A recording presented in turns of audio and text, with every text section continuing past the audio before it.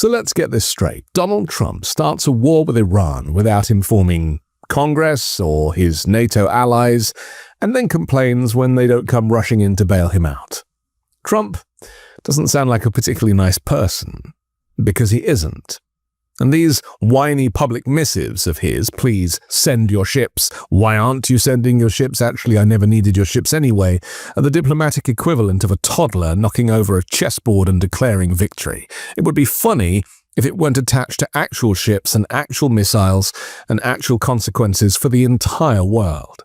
And to top it all, we now have Trump insisting that it's not for America to protect the Strait of Hormuz because the United States barely uses it. A curious defense, given that he helped ignite the very instability that allows Iran to hold that choke point and, by extension, much of the global economy to ransom.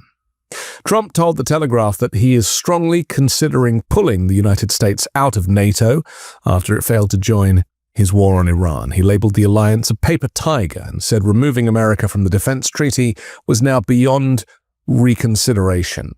Trump will never take responsibility for anything. Even when the entire world is watching, even when his previous statements are preserved in high definition and replayed ad nauseum, it's as if evidence is a quaint relic, like a rotary phone or a sense of shame. What he says is true in the moment he says it, and false in the moment it becomes inconvenient. Yesterday's position is not revised, it's erased. Today's contradiction is not acknowledged, it is proclaimed. And so it goes on ad infinitum, a Mobius strip of self-serving revisionism.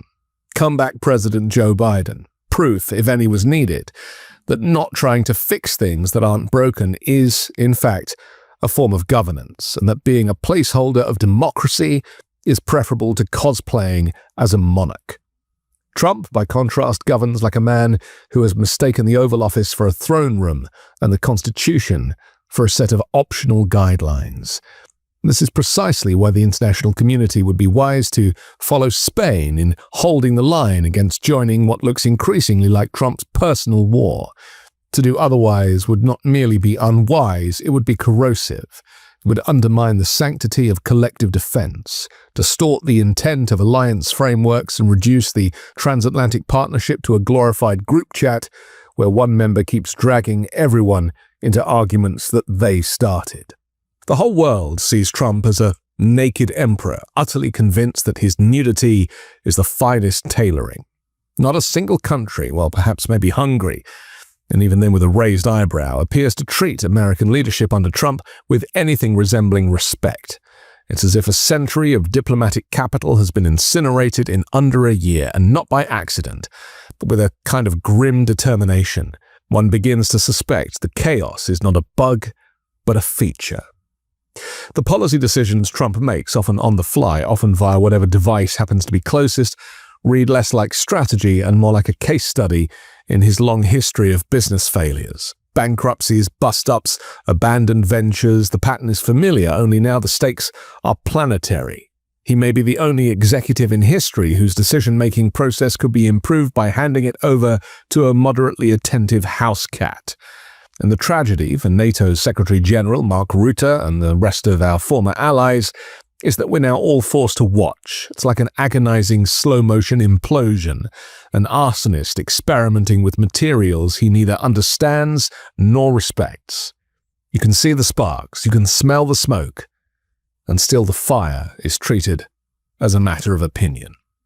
We want to shout, "Stop!" Somebody, anyone, intervene before it's too late, before every alliance the United States ever built is reduced to a footnote, before the list of nations willing to engage shrinks to those with nothing to lose, and even they begin to reconsider.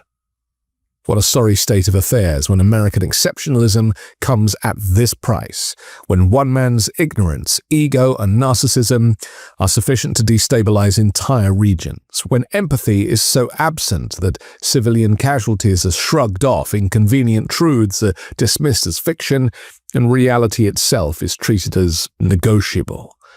America deserves better than a king of corruption whose grift is as subtle as a sunrise.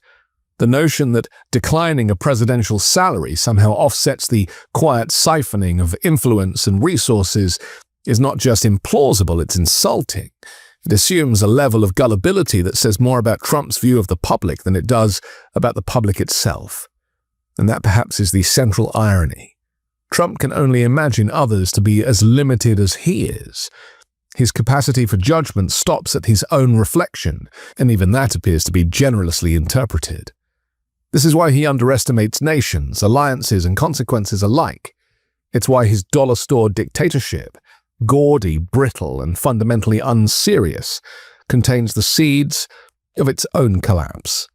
Even the Iranians, one suspects, are playing a longer game. Their statements are measured, their messaging coherent, qualities that in this context feel almost subversive. Meanwhile, Trump's communications resemble something thumbed out in a hurry, heavy on volume, and light on coherence. This war continues to escalate because Trump does not know how to end it. He confuses escalation with leverage, noise with strength, and threats with strategy. Deadlines are invented, extended, and abandoned in service of narratives that dissolve under minimal scrutiny. And yet, history has a sense of irony. This conflict may push Europe closer together. It may even breathe new life into projects thought dormant, such as Brexit, forcing cooperation where division once prevailed. It may accelerate the global shift toward renewable energy, reminding nations that dependence on volatile regions comes at a cost that is neither abstract nor optional. Sun, wind, water, these are not finite resources to be fought over, but abundant ones to be harnessed. There is quite literally enough to go round. The tragedy is that it often takes a crisis manufactured by human folly to make that obvious.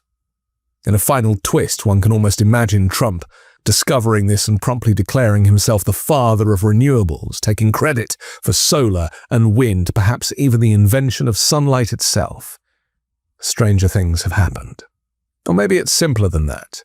Perhaps the only sane response is to wake up and hope that when we do, the damage is not yet irreversible. I'm Anthony Davis. You can find me on the 5 Minute News YouTube channel and podcast, on Wednesdays co-hosting Uncovered, on Global AF, on Legal AF, and on Sundays on The Weekend Show with MeidasTouch. Love this video? Support independent media and unlock exclusive content, ad-free videos, and custom emojis by becoming a paid member of our YouTube channel today. You can also gift memberships to others. Let's keep growing together.